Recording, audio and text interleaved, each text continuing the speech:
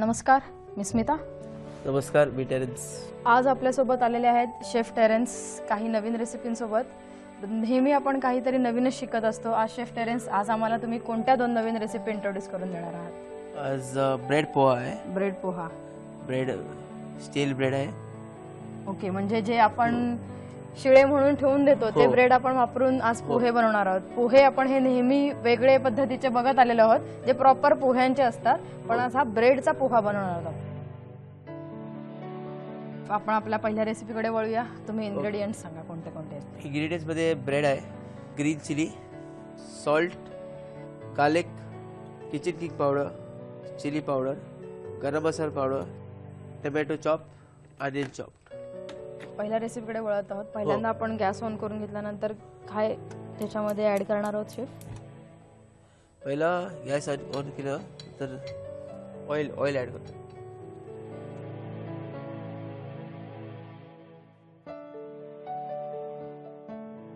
त्या टाइमला आम्ही ब्रेड कापूया. ब्रेड नवीन म्हणजे खरंच एकदम नवीन रेसिपी आहे की जे ब्रेड आहेत ते आपण शिळे ब्रेड फेकून देतो, त्याच्यापासून काहीतरी एक पदार्थ आहे की जो आपण खाण्याजोगा बनवलेला आहे. हे ब्रेड कापण्यासाठी डाईस करायला ब्रेडला ब्रेडचे छोटे छोटे तुकडे करून घेतलेले आहेत.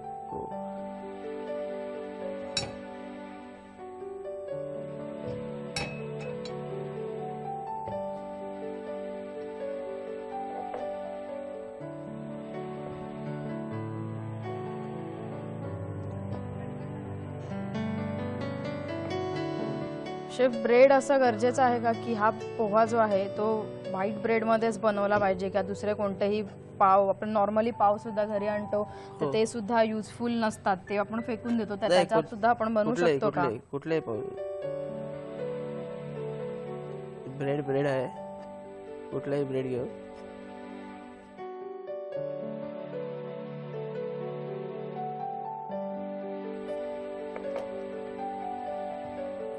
पोहा तुम्ही ह्याच्यापेक्षा म्हणजे जसा तुम्ही ह्याचा बनवता आहात ब्रेडचा, तसा तुम्ही चपातीचा पोहा सुद्धा बनवू शकतो. आपण चपाती सुद्धा आपली शिळी उरते त्याचा सुद्धा आपण पोहा बनवू शकतो.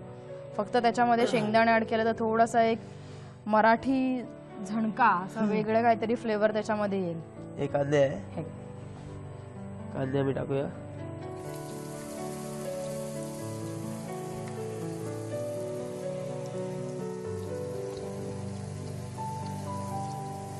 चॉप्ड ऑनियन्स आहे.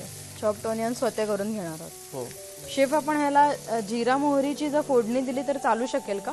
हो, चालू शकेल. ते पावडर असले तर अधिक छान वाटते. ते जिरा आणि जिराची पावडर आणि मोहरीची पावडर, थोडेसे जे हे ब्रेडचे जे आपण तुकडे केलेले आहेत ते थोडेसे भिजवून घेणार आहोत, कारण आपण तेलामध्ये त्याला सॉते करणार आहोत. तर थोडासा एक क्रिस्पीनेस येण्यासाठी आपण हे सॉगी करून घेतोय.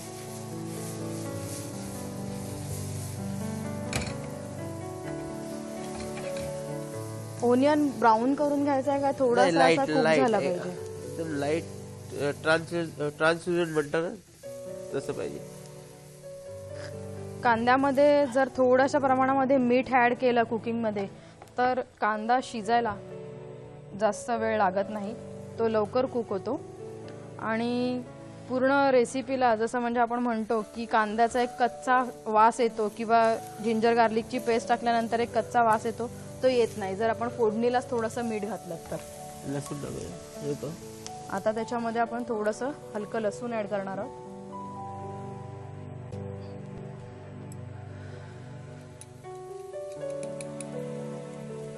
चॉप्ड गार्लिक म्हणते.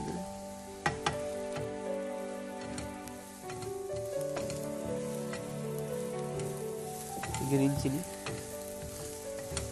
हरी मिरची, थोडीशी हिरवी मिरची. तिखटाचं प्रमाण हे तुमच्या अंदाजानुसार तुम्ही घेऊ शकता. कोणाला जास्त तिखट आवडतं, कोणाला कमी तिखट आवडतं. आता पावडर टाकूया. मसाले किचन किंग मसाला. ओके, हलकासा. बस. थोडासा किचन किंग मसाला टाकलेला आहे. गरम मसाला, थोडासा गरम मसाला, आणि चिली पावडर. ग्रीन चिली टाकल्यामुळे चिली पावडरचं प्रमाण बस. हे थोडंसं मोजूनच टाका, अदरवाईज जास्त तिखट होईल. नंतर टमाटर. टोमॅटो.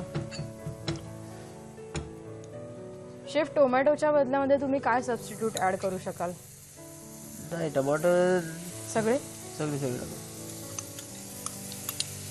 मी कॅप्सिकम टाका. कॅप्सिकम मी टाका. कॅप्सिकम वेगळे फ्लेवर देतो. शेफने सांगितल्याप्रमाणे जर टोमॅटो अवेलेबल नसेल घरामध्ये, तर कॅप्सिकम असेल तर तुम्ही कॅप्सिकमचा सबस्टिट्यूट म्हणून वापर करू शकता. टमाटर थोडे मॅश करून घ्यायचे. शेफ, तुमची स्पेशालिटी काय आहे? स्पेशालिटी इटालियन आहे. Italian cook. इटालियन कुक आहात, पण इंडियन रेसिपीज बद्दल थोडंसं म्हणजे नॉलेज आहे. म्हणजे तुम्हाला नक्की म्हणजे कोणत्या ह्याच्यामध्ये आणि तुम्ही कसं काय म्हणजे एवढं इनिशिएटिव्ह घेऊ शकता की प्रत्येक गोष्ट ही अशी इटालियन व्हायला मध्ये पाहिजे? एक्सपोजर जास्त भेटलं मला आणि इंडियन मध्ये कमी भेटलं. ह्याच्या आधी इंडियन कुझिनला लायकिंग आहे. ओके, असं. हो. किचन मध्ये म्हणाल तर इटालियन मध्ये तुम्ही म्हणजे बेसिकली सॉस सेक्शन मध्ये असता की मेन रेंज वरती तुम्ही काम केलं? मेन रेंज मध्ये आणि मी बुचरी मध्ये मी काम केलं. शेफचं स्पेशालिटी आहे इंडियन नसून ते इटालियन थोडंसं, आणि त्यांनी बुचरीमध्ये सुद्धा काम केलंय. म्हणजे नक्कीच त्यांना कट्स ऑफ जेवढे आपले जे कट्स असतात, चिकन मीट वगैरे जे आपण कटिंग करतो, त्याचं जास्त नॉलेज चांगल्या पद्धतीने असेल. ह्याची ग्रेव्ही बनवून घ्यायची आहे आपल्याला. हलकंसं लाईट कोटिंगला ब्रेड लाईक फ्लेवर आला पाहिजे कोटिंग झालं. ब्रेड टाकूया.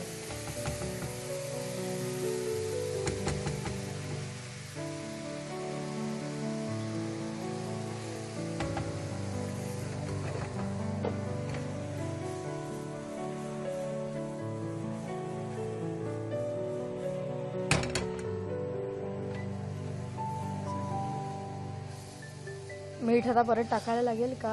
मीठ टाकायला लागेल. हलकंसं मीठ टाकलं आणि फ्लेम स्लो फ्लेमला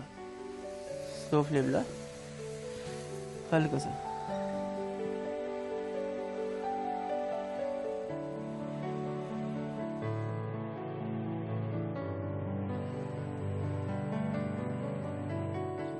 ह्याच पोह्याला थोडं अजून रिच करायचं असेल तर तुम्ही ड्रायफ्रुट्स हे थोडेसे तेलामध्ये सॉते करून टाकू शकता. मनुके, फ्रेश अनारदाना म्हणजे डाळिंबाचे दाणे सुद्धा ऍड केलेत तर एक चांगला फ्लेवर येईल त्याला. आणि बेसिक तुम्ही खायला टेस्ट केलं तुम्हाला माहिती नाही पडणार की हे ब्रेड आहे. पूर्णपणे वेगळाच त्याला फ्लेवर येईल. सोयाबीनचा सुद्धा सेम असाच वापर केला तर एक छान पद्धतीने भाजी होऊ शकेल. भाजी होऊ शकेल. स्टीम करायचं आता हे. तर पाणी पाहिजे, पाणी स्प्रिंकल करायला पाहिजे. बेसिकली स्प्रिंकल फ्लेवर आणि ढक्कन म्हणून 2-3 सेकंडला कुक करायचं. सर हे तयार झालं. लास्टला धनिया गार्निशिंगला. लिंबू पिळला तर शेफ चालेल का? हो, लिंबू पण टाकलं लास्ट पण आता टोमॅटो आपण ऍड केलेला आहे त्याच्यामुळे थोडंसं अजून जास्त आहे. खोबरा पाहिजे, खोबरा टाकले गार्निशिंगला. ओके, म्हणजे त्याच्याने एक गार्निश पण आणि थोडासा जास्त चांगला फ्लेवर येणार. नाहीतर हे कोकोनटचं मिल्क सुद्धा टाकलं तरी सुद्धा चालेल याच्यामध्ये ऍड केल्यानंतर. कोकोनट ऑइल मध्ये साऊथ इंडियन स्टाईल. हो, ते लास्ट प्रोसेस आहे. अख्ख्या रिफाईंड ऑइल मध्ये मी फ्राय केलं. ते कोकोनट ऑइल मध्ये फ्राय करणार फ्लेवर चांगले जास्त आहे. आणि कढीपत्ता थोडासा ऍड केला तर प्रॉपर साऊथ इंडियन स्टाईल. आता हे झालंय. सर्विंग साठी घ्यायचं आता आपल्याला. हो, स्टीम झालं.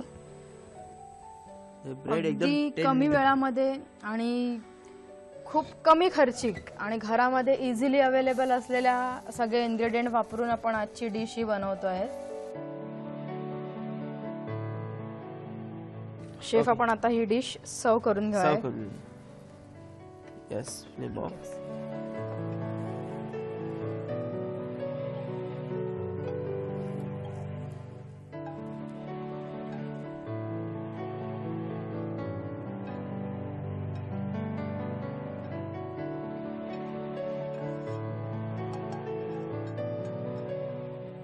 खूप टेम्पटिंग अशी रेसिपी झालेली आहे. Garnish bit of the coriander, chop coriander.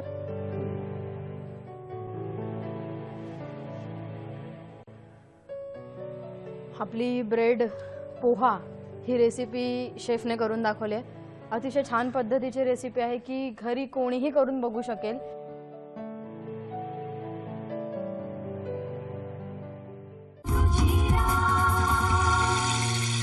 आपण आता आपल्या दुसऱ्या रेसिपीकडे वळतो. शेफ आपली दुसरी रेसिपी कोणती आहे? Coleslaw sandwich. त्यासाठी लागणार असं शेफ साहित्य मिओनीज, ब्रेड आहे, chilli flakes, mustard powder, white pepper powder, cabbage, yellow bell pepper, red bell pepper, green bell pepper, green chilli आणि अनियन. आता पहिला आपण काय ऍड करणार आहोत शेफ? पहिला कॅबेज आहे, पूर्ण कॅबेज पूर्ण कॅबेज लागेल.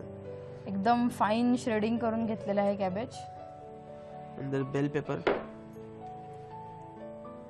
सगळं इंग्रेडियंट सगळं चॉप कटिंग केले सगळं घालायचं. शेफ हिस्ट्री काय आहे ह्याच्या मागची?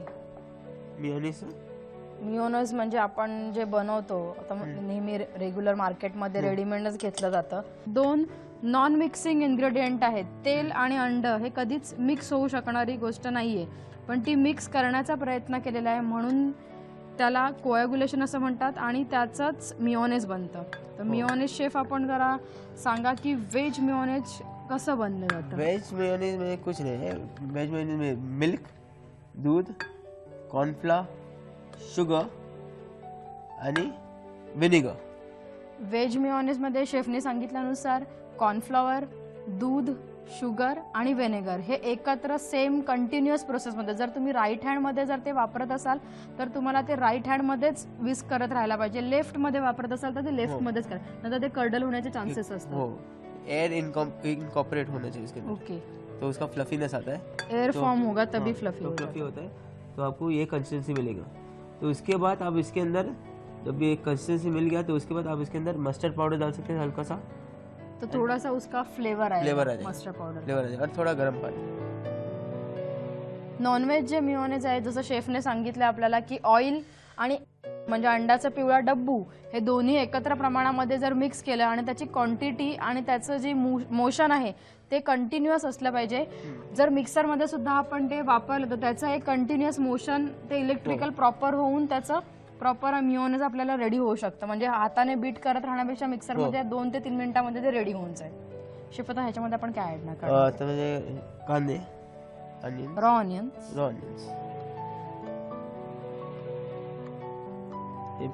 ब्रेड जो है एक्चुअली इंडियन आइटम नहीं है.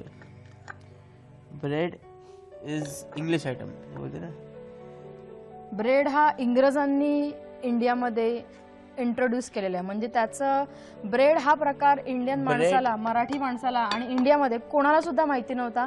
पोर्तुगीज लोक म्हणजे इंग्लिश लोक जेव्हा आपल्या भारतामध्ये आले तेव्हा त्यांनी जास्त ब्रेड ब्रेड नाही तर फ्लावर, रिफाइंड फ्लावर, मैदा आणलं. म्हणजे आपल्याकडे फक्त आपल्याला एक फ्लावर म्हणून माहिती होतं, म्हणजे जे आपला नॉर्मल आटा, चपातीचं पीठ आणि एक भाकरीचं पीठ असं 2 पद्धतीचे आटे आपल्याला फक्त माहिती होते.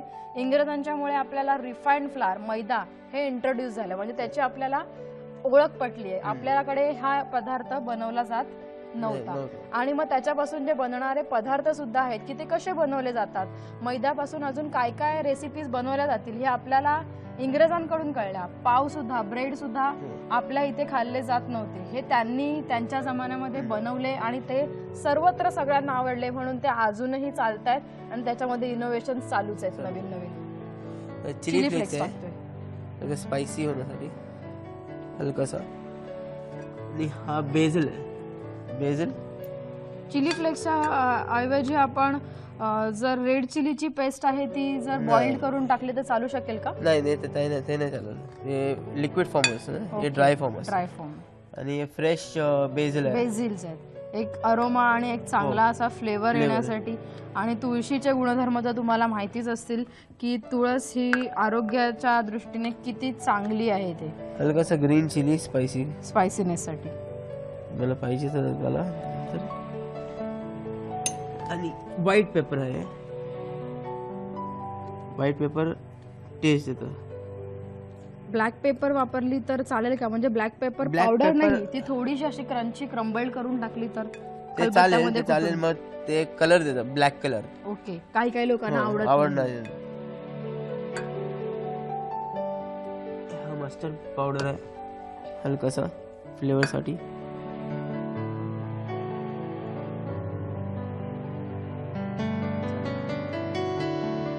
रेडी आहे. हलकासा मीठ आपण सर्वात शेवटी टाकणार आहोत, कारण मीठ टाकल्यानंतर पाणी सुटतं. त्याच्यामुळे आपण सर्वात शेवटी मीठ ऍड केलेलं आहे. आणि आता मेयोनीज. हा व्हेज मेयोनीज आहे. रेसिपीमध्ये जसं सांगितलं आता शेफने तुम्हाला व्हेज मेयोनेज आणि नॉन व्हेज मेयोनेज दोन्हींची रेसिपी शेफने सांगितलेली आहे. नक्की तुम्ही घरी करून बघा की तुम्ही कशी म्हणजे हे मेयोनेज घरच्या घरी बनवून सलाड्स आणि हे बनवू शकता. लहान मुलांना सुद्धा मेयोनेज हा पदार्थ खूप आवडतो. सँडविच असो अथवा एखादा टोमॅटो केचप असो, त्याच्यामध्ये सुद्धा वेगवेगळे पदार्थ म्हणजे कुठले सॉस असे ऍड केले तर मेयोनेजमध्ये तर एक चांगला फ्लेवर येतो.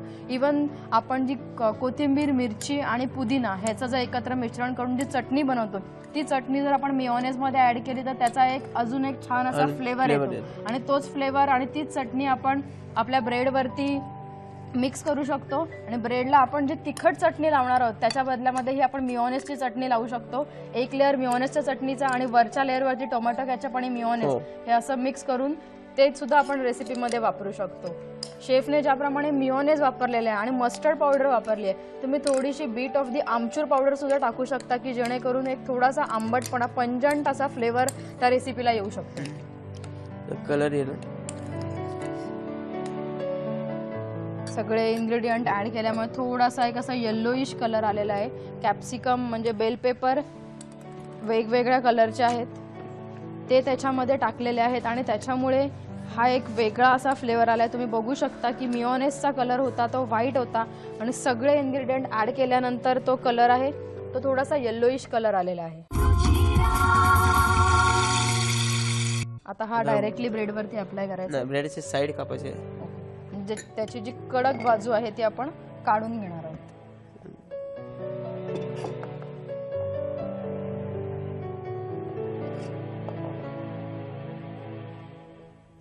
ही जी कडक बाजू आहे ही जी आपण फेकतोय त्याच्यापासूनच ब्रेड क्रम्स बनतात.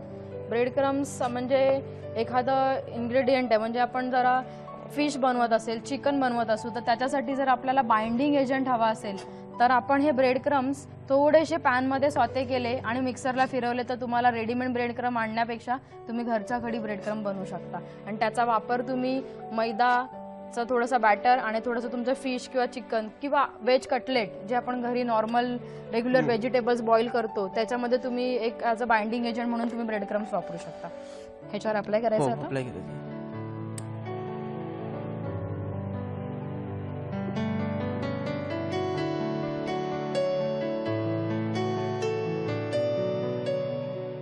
सँडविच जेव्हा बनवलं जातं तेव्हा सँडविचला पहिला जर मेयोनेज नसेल तर बटर लावतात. त्याच्यामागचं रिझन शेफ काय असतं, म्हणजे का बटर काय अप्लाय केलं जातं? बेसिकली ग्रिल्स आणि सीरिंग होता है, ग्रिलिंग के टाइम तो बटर लगाने के बाद तो सीरिंग कम होता है. म्हणजे ते आकसलं जातं आणि ते ग्रिल्ड होतं, त्याच्यामुळे जर त्याच्यावरती बटर अप्लाय केलं तर ते श्रिंक होणार नाही.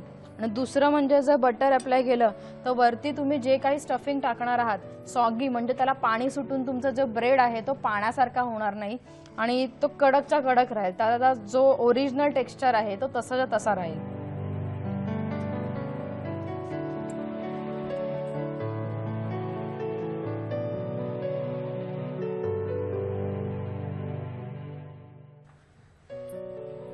रेडी झालेला आहे आता आपला कोल्सला सँडविच. मी प्लेट घेते शेफ आपल्याला गार्निशसाठी.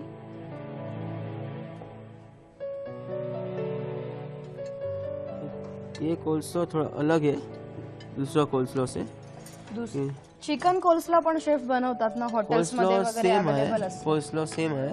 प्लेटला हलका chilli powder, pinch of chilli powder just for sprinkle केली गार्निशिंग. गार्निशसाठी. आता प्लेट कराय.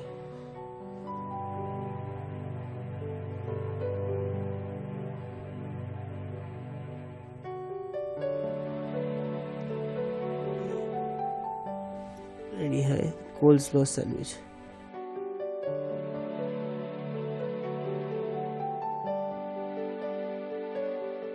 आपलं कोल्स्लॉ सँडविच आणि ब्रेडचे पोहे अशा दोन्ही रेसिपी आपल्या रेडी झालेल्या आहेत. शेफने खूप छान अशा 2 रेसिपी दाखवल्या की ज्या झटपट आहेत आणि घरी इझिली अवेलेबल असणाऱ्या साहित्यांच्या सोबत आपण बनवू शकणार आहोत. दोन्ही रेसिपी खूप सुंदर अप्रतिम होत्या शेफ.